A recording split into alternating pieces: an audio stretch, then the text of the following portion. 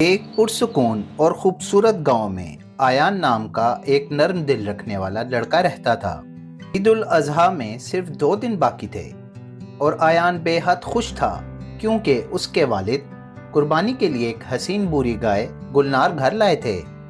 گلنار اتنی خوبصورت تھی کہ پورے گاؤں والے اسے دیکھنے آتے تھے۔ آیان خوشی سے بولا، ابو دیکھیں کتنی پیاری گائے ہے، میں نے اسے چارہ دیا تو وہ میرے ہاتھ کو پیار کرنے لگی۔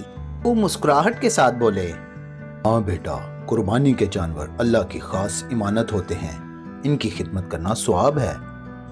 پورا دن آیان گلنار کے ساتھ کھیلتا، باتیں کرتا اور دل ہی دل میں اس سے بہت پیار کرنے لگا، مگر ہر گزرتے لمحے وہ سوچتا کہ جلد ہی گلنار کی قربانی ہونی ہے اور یہ سوچتے ہی اس کا دل ٹوٹنے لگتا۔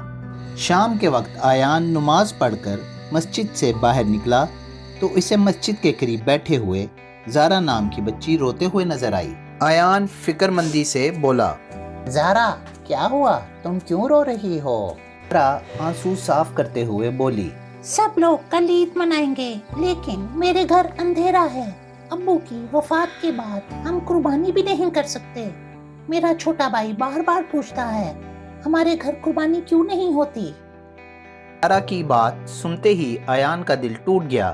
اسے احساس ہوا کہ کچھ لوگ خوشی کے دن بھی رو رہے ہوتے ہیں۔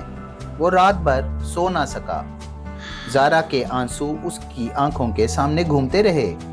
صبح آیان کانپتی ہوئی آواز میں بولا، ابو کیا ہم گلنار، زارا اور اس کے گھر والوں کو دے دیں؟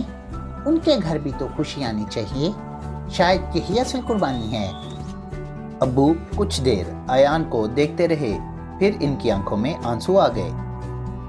ابو جذبات بھری آواز سے بولے، بیٹا آج تم نے مجھے حضرت ابراہیم علیہ السلام کی سنت اور قربانی کا اصل مطلب یاد دلا دیا۔ اصل قربانی وہ ہے جو دل سے دی جائے، جو اپنی پسندیدہ چیز اللہ کی راہ میں قربان کی جائے۔ آیان اور اس کے ابو گلنار کو لے کر زارا کے گھر پہنچے۔ دروازہ کھلا تو زارا کی والدہ حیران رہ گئیں اور انہیں دیکھتے ہوئے روتے ہوئے بولی، اللہ تمہیں خوش رکھے، تم نے ہمیں گوشت نہیں امید واپس کی ہے۔ زارا کی آنکھوں میں پہلی بار مسکراہٹ چمکی اور پورے گاؤں نے اس دن سیکھا کہ مقصد عید کھانا پینا یا نئی چیزیں نہیں، بلکہ خوشیاں بانٹنا اور دلوں کو جوڑنا ہے۔